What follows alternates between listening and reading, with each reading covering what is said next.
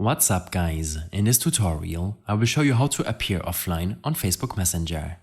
This should be quite an easy tutorial. For more information, click on the first link in the description below. Open up Facebook on your browser. If you're using a mobile device, then simply use Chrome, Safari or any other browser you have available.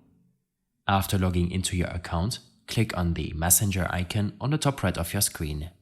When clicking on the burger menu icon, you should be able to see this active status option. Select it, which will open up this pop-up menu. You have the option to set your active status to off, which will make you appear offline for all friends and connections that can see your active or recently active status in Messenger. Alternatively, you can leave the overall active status option enabled and appear offline for a selection of users. This can be done by clicking on Edit for Active Status Off for Some.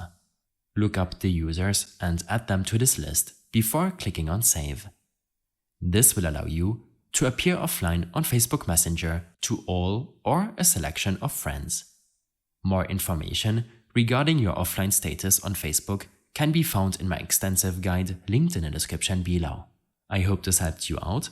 Leave a comment if you have any questions and see you in the next one.